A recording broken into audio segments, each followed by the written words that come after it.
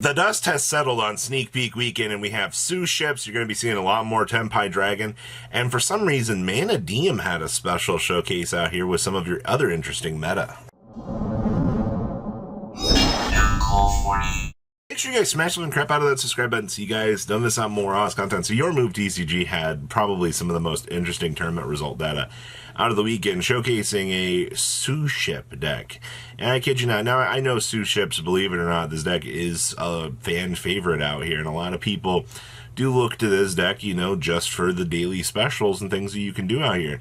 Now, I do find one of the coolest little things that this deck got was the help of the TCG exclusive, the Piercing the Darkness, which basically, if you normal or special summon a non-token normal monster, you get to draw a card. And when attack is declared involving an opponent's monster, while you control a level 5 or higher normal monster, which, guess what, we don't have. You care about no extra lines of text on this card. It's just, hey, every time you're dropping down the Sherry here, you're getting a free draw one. Now, you might not think that means a lot to a deck like this, but it actually does. You are going to be toggling through the entire armament of the Suships down here, though. And I will say, you know, for all the support that the Souship deck got, the fact that it can basically have a consistent toggle for draw power.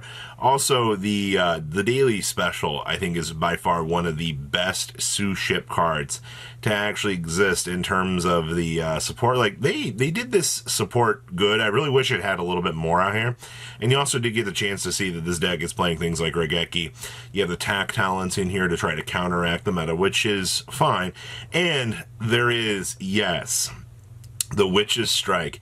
I guarantee you people that played against this duelist did not see the Witch's Strike coming at all. I almost guarantee you this card resolving was probably a blowout in a majority of these situations if it actually did come up. I can't imagine a situation where you would be in such a bad position you just saw them, you know, Witch's Strike your opponent back and they're just like, what just happened to me? You gotta love counter cards. Like, this is the kind of fun stuff you love to see. All right, our second place out of this event, so that was third.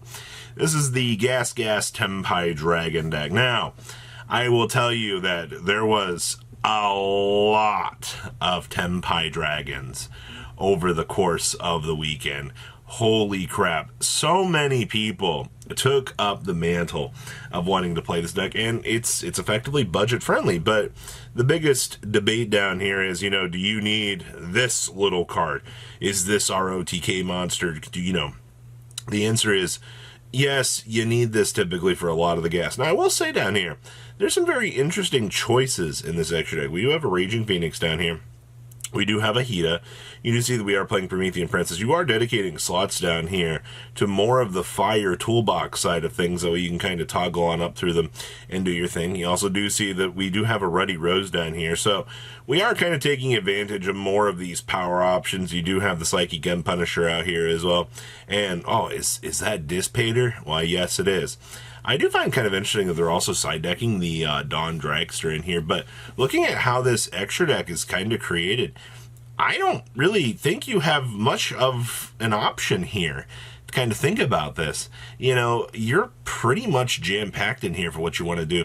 We do have the Doomsday Star in here as well.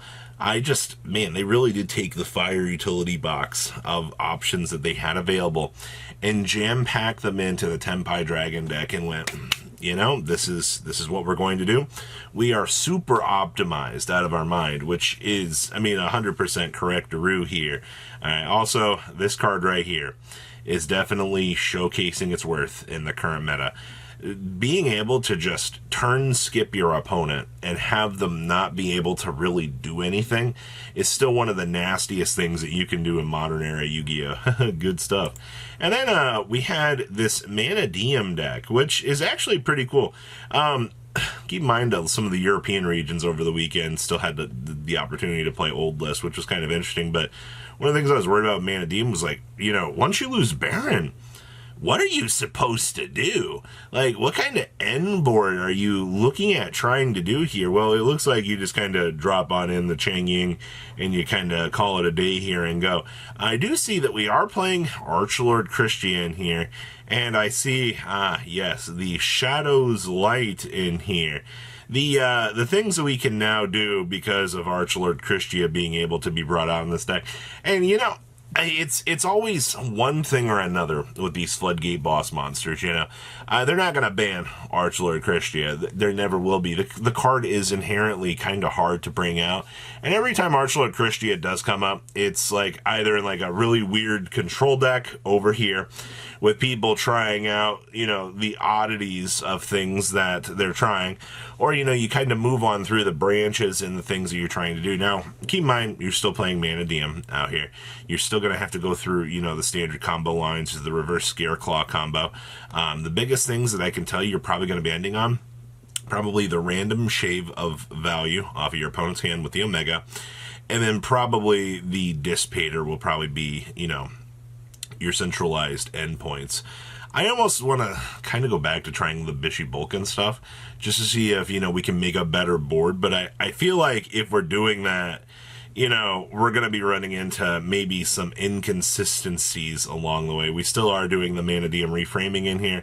That part really hasn't changed all that much, but it is very interesting just to see the ideas that people are trying to mess around with out here to try to save, I'm going to say, the remnants of this deck. All right. Oh, holy crap. We have some Tearlaments for you today. Now, Tear has been in we're going to say, a pretty interesting position out here. You have a lot of people that are, kind of like, well, Tear's kind of dead. And you have other people out here. It's like, oh, the deck it's so alive. And they're wired out of their minds with the ideas and things that you can do. This is actually my friend's build from our sneak peek out here, showcasing the triple Beast King of the Swamp. And, sometimes these fusion subbers are some of the coolest things in the world. We are splitting off 41 cards, but then there is this little guy right here. The fact that Malicious is back. The fact that Malicious goes, hey, you want to continue to toggle on through some of the key lines of play, getting you 2 extra monsters on the field, turboing up the Beatrice lines of play, you can do that. Now, one of the interesting things about this list, we're not doing like the transaction rollback, the Mayakashi trap card stuff. While those cards do exist and they can be deemed as incredibly good, guess what? They have their own brick factors. And you want this deck to basically be as optimized as you possibly can. That's why when you're looking at things like Beatrice, while the gimmick is fun and while it can be good for the locals experience, you're not really trying to bulk down on that. You do see that we are on triple Paralino, triple Scream. I know somebody's going to be like, really? Triple Scream? Yeah, I think we're back at the point now.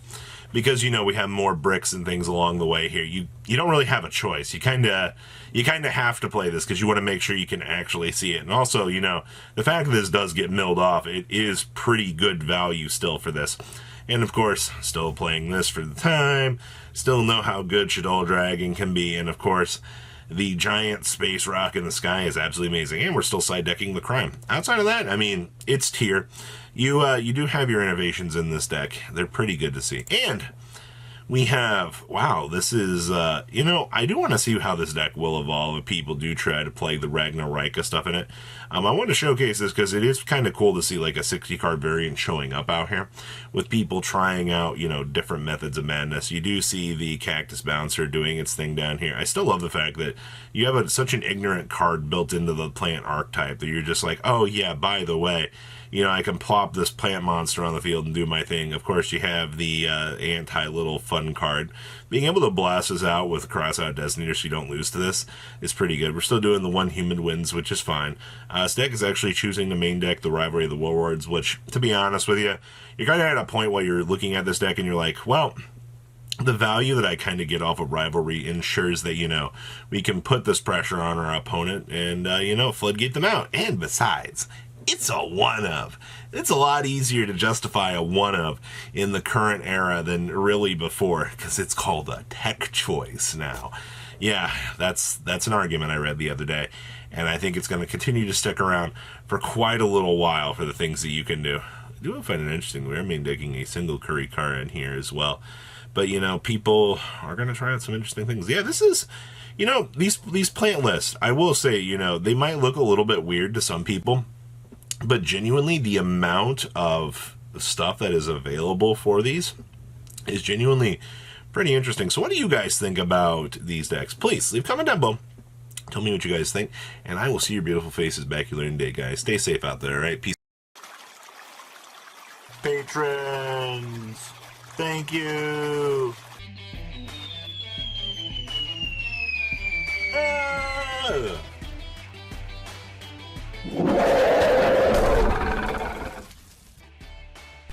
Thank you so much for watching. Check out these other videos.